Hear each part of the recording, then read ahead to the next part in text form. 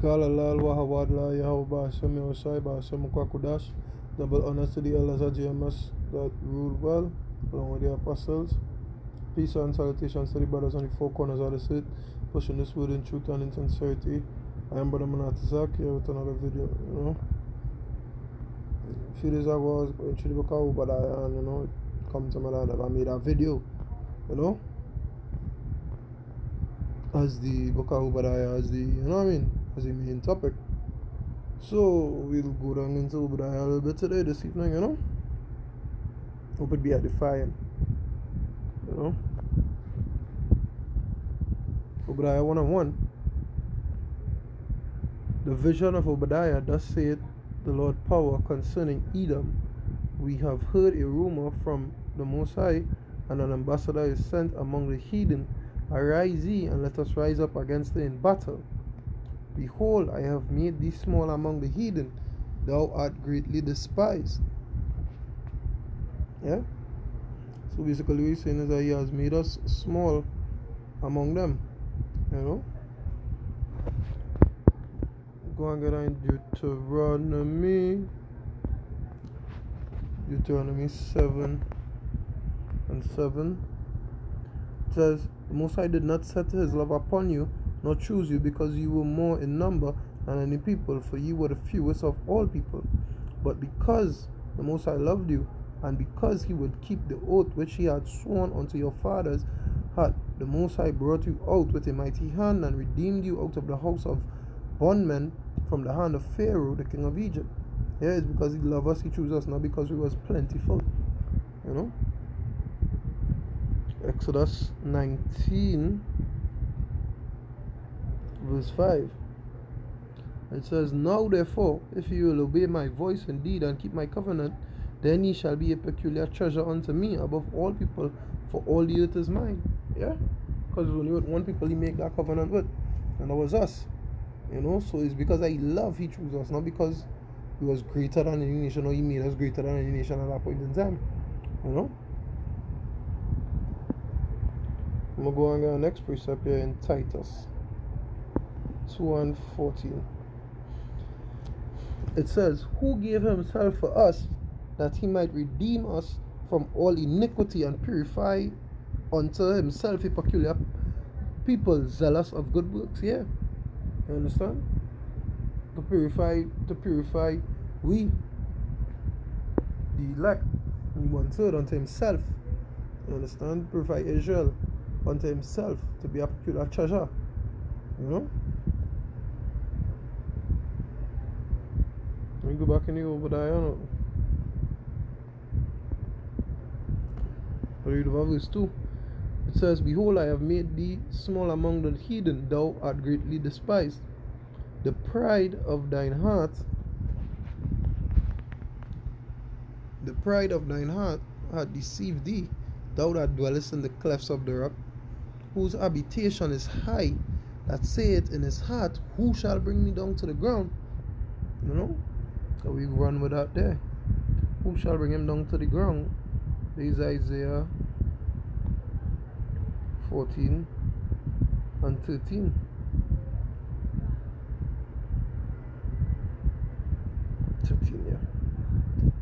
For thou hast said in thine heart, I will ascend into heaven, I will exalt my throne above the stars of power, I will sit also upon the mount of the congregation in the sides of the north, I will ascend above the heights of the clouds, I will be like the Most High. Yet thou shalt be brought down to hell, to the sides of the pit. They that see thee shall narrowly look upon thee, and consider thee, saying, is this the man that made the earth tremble, that did shake kingdoms? You understand? So in all your mind, all they're saying, hey, who could touch us? Well, they didn't even know it was part of the Most High plan for it to be where it is today. Understand? Because he's about to bring all it down to the pit, to hell. Verse 4. Though thou exalt thyself as the eagle, and though thou set thy nest among the stars, thence will I bring thee down, saith the Most High. If thieves came to thee, if robbers by night, how art thou cut off? would they not have stolen till they had enough? If the grape gatherers came to thee, would they not leave some grapes? Yeah, you understand? If the robbers would come to all you, wouldn't they take until they couldn't take no more? Understand? So basically what? They are the robbers. You understand? They are the main robbers. They are the main grape gatherers. You understand? We say if thieves come to thee, if robbers by night, how art thou not cut off? How are they not cut off? Or you all are the robbers. Esau is the robbers. You understand? Verse 6.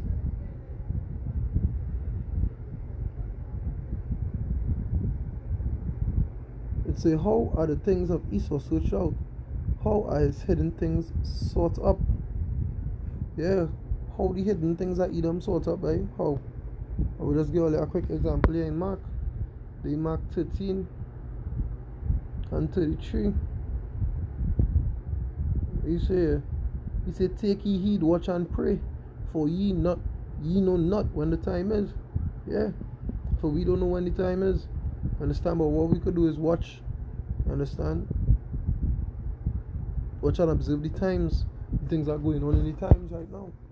Look at what's going on in this little island. Understand? Murder, shooting around schools and all these kind of things.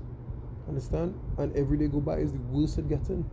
It's just getting worse and worse and worse. You know? The school violence in the streets. You understand? Just now his body's like down on the streets, literally.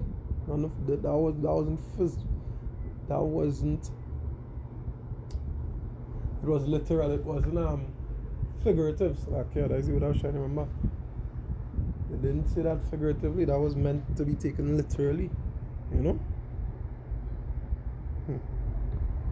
Verse 7. All the men of thy confederacy have brought thee even to the border. The men that were at peace with thee have deceived thee and prevailed against thee, that they that eat thy bread have laid a wound under thee. There is none understanding in the room. Yeah, so the whole confederacy, you understand, which goes back to Psalms 83, I believe. Yeah, the whole confederacy, they come and they turn on you. Because what's going on now is basically Edom versus Edom. You know? Verse 8. Shall I not in that day, saith the Most High, even destroy the wise man out of Edom? Yeah, in that day to come when the Most High do that. And understanding out of the Mount Esau. Verse 9. And thy mighty men, O Teman, shall be dismayed to the end, that every one of the mount of Esau may be cut off by slaughter. Understand? By slaughter. Verse 10. For thy violence against thy brother Jacob, shame shall cover thee, and thou shalt be cut off forever. Yeah? The violence against us. You know? You'll be in shame forever and you'll be cut off. Yeah, this is Isaiah 63 and 1. It says, well, who is this that cometh from Edom with dyed garments from Bozrah? This that is glorious in his apparel, traveling in the greatness of his strength. I that speak in righteousness, mightily to save. Wherefore art thou red in thine apparel, and thy garments like him that treadeth in wine fat? You understand? Who is that? You understand? That is who? Yahushai. You understand that reference in the Obadiah 10 and 9? You understand what he said? They'll be cut off with slaughter. The garments look like they died in wine fat. Understand? Color of wine, red. Understand? Symbolizing more blood. Yeah? We go to Isaiah 34 and and 5. It says, well, for my sword shall be bathed in heaven, behold, it shall come down upon Idumea, which is another word for Edom, and upon the people of my curse the judgment. The sword of the Most High is filled with blood. It is made fat with fatness, and with the blood of lambs and goats, with the fat of the kidneys of rams. For the Most High had a sacrifice in Bozrah. And as we know, Bozrah is the capital of Edom, basically, right?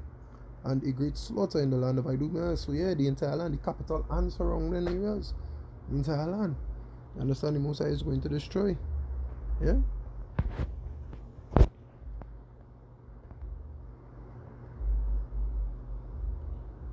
Right. So I go read over verse 10 in the Obadiah, It says, for thy violence against thy brother Jacob, shame shall cover thee, and thou shalt be cut off forever. In that day thou stoodest on the other side, in the day that the strangers carried away captive his forces, and foreigners entered into his gates and cast lots upon Jerusalem, even thou was as one of them. Yeah. Understand, in the day that we were massacred. You understand? In the day they went and burned down the temple. You was one of them. Esau was one of them. Verse 12. But thou shouldest not have looked on the day of thy brother in the day that he became a stranger, neither shouldest thou have rejoiced over the children of Judah in the day of their destruction, neither shouldest thou have spoken proudly in the day of distress. Yeah? Thou shouldest not have entered into the gate of my people in the day of their calamity. Yea, thou shouldest not have looked on their affliction in the day of their calamity, nor have laid hands on their substance in the day of their calamity. Yeah, come and take all we gold, all we treasures, everything we had sacred. You understand? They committed large scale genocide. This precept also talking about the Renaissance, Also talk about when they lay hands on we substance, what they do? They take the Messiah and paint him white. All that is part of this. The Renaissance period and all is what this precept referring to as well.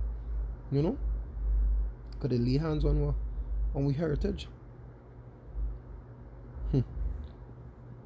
Neither shouldest thou have stood in the crossway to cut off those of his that did escape, neither shouldest thou have delivered up those of his that did remain in the day of distress. So the survivors, you know what they do? Yeah, they clean up that clean slate. Let me just get a precept to go with this quick. There is Zechariah 2 and 8. It says, for thus saith the Lord of hosts, after the glory hath he sent me unto the nations which spoiled you, for he hath touched the apple of his eye. For behold, I will shake mine hand upon them, and they shall be a spoil to their servants, and ye shall know that the Lord of hosts hath sent me. Yeah, that goes back to the Revelation, where you say,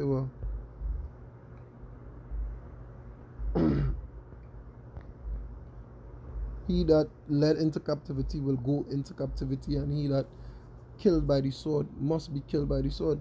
You understand? That's basically what also another precept could line up with that there, yeah? Verse 15. For the day of the Most High is near upon all the heathen. As thou hast done, it shall be done unto thee. Thy reward shall return upon thine own head, which is the same thing I was referencing in Revelation just now, paraphrasing from Revelation just now. Verse 16. For as ye have drunk upon my holy mountain, so shall all the heathen drink continually. Yea, they shall drink, and they shall swallow down, and they shall be as though they had not been. But upon Mount Zion shall be deliverance, and there shall be holiness, and the house of Jacob shall possess their possessions. Verse 18. And the house of Jacob shall be a fire, and the house of Joseph a flame, and the house of Esau for stubble, and they shall kindle in them and devour them, and there shall not be any remaining of the house of Esau, for the Lord had spoken it. Yeah, I'm gonna close off with our precept to go with this verse 18 here. I'll just end it off with this here. We'll do a part 2 sometime soon. Abaratazar. The Joel 2 and verse 3. It says, well, if fire devoured before them, and behind them a flame burneth, the land is as the Garden of Eden before them, and beneath them a desolate wilderness. Yea, and nothing shall escape them. Understand? None shall escape the wrath. You understand? The Most High pause in our true power. None shall escape the wrath. So I go read over verse 18 again. It say, and the house of Jacob shall be a fire, and the house of Joseph a flame, and the house of Esau a stubble, and they shall kindle in them and devour them, and there shall not be any remaining. And the house of Esau, for the Lord hath spoken it. Yeah, none shall escape, none shall remain. That's why I was just reading in Joel today. Well, let's close it off here. I hope it was edifying to the brothers who take it in. I hope it's back food for thought. Hope it inspire brothers to do videos. Also concerning the same topic. Could bring out more precepts and go more in depth with it.